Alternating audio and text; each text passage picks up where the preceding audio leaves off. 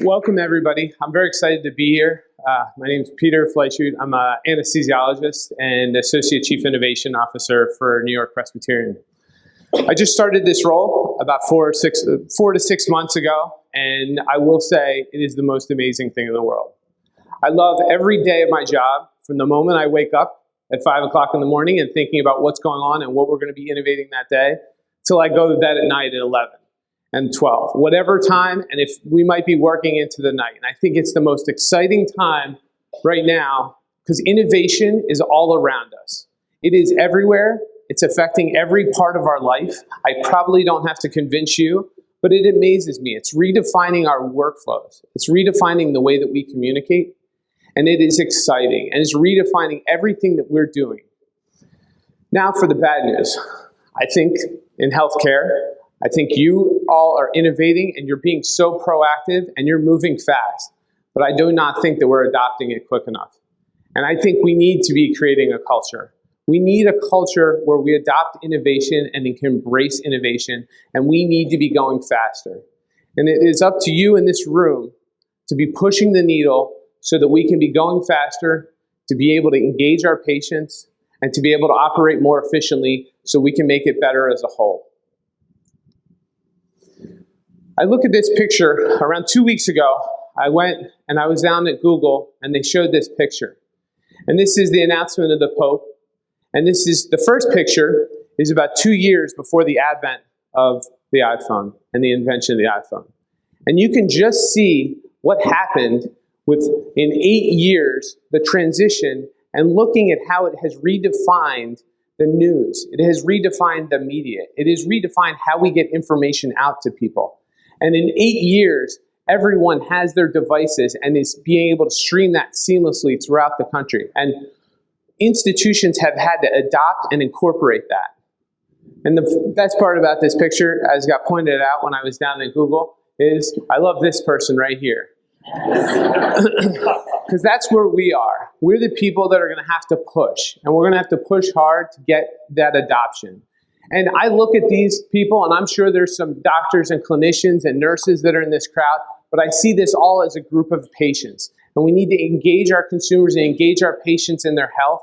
And I think the quickest way that we're going to drive adoption is by going through our patients. I don't know if you're familiar with this example, but this was a gift to Honduras, and it was a bridge that was made, and it was made from the most modern technology. And it was very impressive, all the technology that went into this bridge, so much that it was indestructible.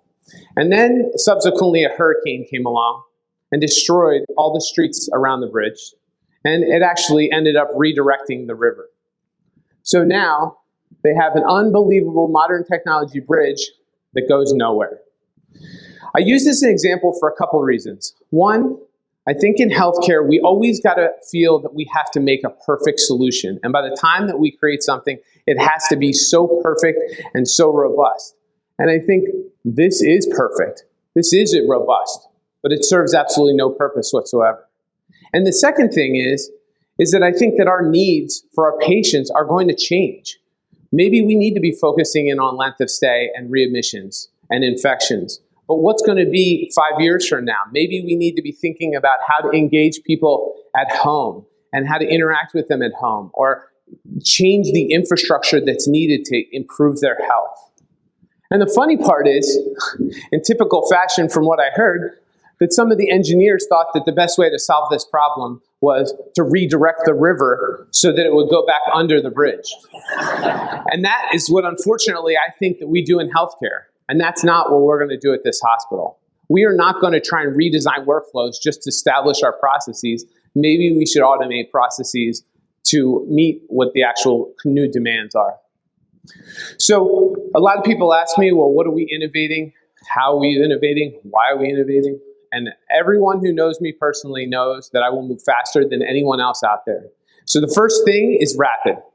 Our team and our group wants to be working with people that want to be able to produce an actual demo or prototype in a 2 to 4 week time period that we can then be able to use and be able to scale up and scale. Now, I think that we have to be a little careful because sometimes the things that we initially make may not be scalable, but I want to keep that in mind because in our example, we have 6 hospitals. I can do something in one unit and improve a great outcome because of engaged culture, but I'm worried about all the patients in all those other hospitals and all the hospitals throughout the country. 2 or 3, we need to measure. I think sometimes we very quick to innovate and very quick to do things and develop and build, but sometimes we don't do a good job measuring the before and after, and I think we need to really be able to think about that. It's no surprise that we're moving into a mobile ecosystem, and we need to be in a device-agnostic mobile ecosystem so that we can create that environment for our providers so that it's high tech, and high touch, so that they can spend more time interacting with the patient, something that we're not going to be able to replicate. And I do put sustainable. I think it's important. Prior to this job, I had definitely built a lot of things that I don't know if were completely sustainable, but maybe they were just version 1. And now we're on to version 3 and 4. So I think it'd be great for me to come up here and say a lot of things, but I'm also a person that I'll do it. I'll get in and get involved in a project. So I figured I would just take a minute to highlight an example of a project and something we did to highlight how we focus in on these innovation and these principles. So it's not with any surprise that we have patients that are in the hospital that are in severe pain. We need to be able to treat that pain, and we need to be able to treat it fast. So I've sat through many meetings and discussions around how we can do that and how can we do that better. And I just took the simple principle, and our team took the principle of using the right data at the right time for the right person, right? And by NYP's supportive infrastructure, we were able to actually be able to create a mobile application to address patients' pain. So what we did, this is very, very simple. We took the data so that when a patient reports that they're in pain and reports that to the nurse and enters that score into our electronic health record, it simply takes and sends a push notification to our acute pain service. So our acute pain service, to me, I feel like is the best and the quickest and the most effective response that that patient can get. And we need to know and make sure that they get it. So now we just make a simple acknowledgement. And so now they need to know information on their phone instantaneously when that patient is in pain. And now we can notify the rest of the team that we have acknowledged and we've picked that up.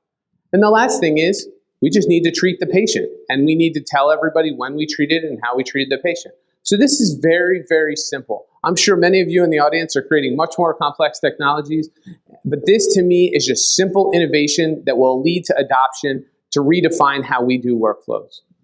So we did this, we built it in 4 weeks, we piloted it in 4, we had providers responding to a notification in 3 minutes and treating the patient in 4. So for a total minute of 7 minutes, we had their patient, that's pain treated. What happened? That led to a 40% reduction in the time that the patient was in severe pain. Now the funny thing is I made a mistake when I made this application because I called it the pain app. And I should never have done that because it's not a pain app. What this is mini workflow engine. This is a way to redesign workflows. We could be using this for consults. We could be using this for patient satisfaction. We could be using this for facilities and services. We could be using this for many different reasons because it's just taking simple data that exists in our system, getting it to the people while they're moving so they're not bound to a desktop, and allow us to be able to find out if it's working or not. So it really has nothing to do with pain, but I unfortunately called it the pain app. So these are some of a lot of people have questions about what the Center for Innovation does and the Innovation Center. And really, I want to accelerate technology adoption. I want people in our institution to be able to embrace what's going on. I'm going to do everything in my power to make it easy and seamless for people to come to work with us. I think healthcare institutions as a whole provide a very big walnut around them to make it very hard for people to come from outside and work with a large hospital system. And to me, that's the complete wrong approach. I want to make it seamless for institutions to be able to come work with us. And that's why we made the partnership with Blueprint.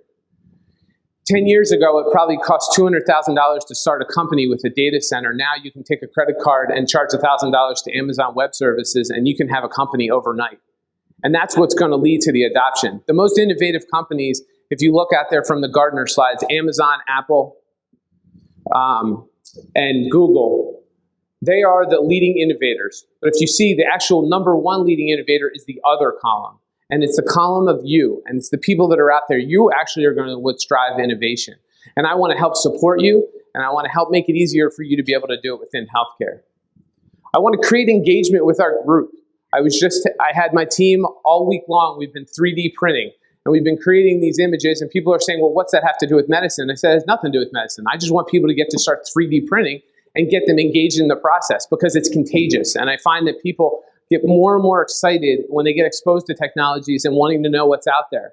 So as an example, my assistant who's with me, she turned to me and said, is it all right with you if I go home and learn how to program CAD so that I can be able to be a part of this and be able to 3D print as well? And who knows what's going to come of that.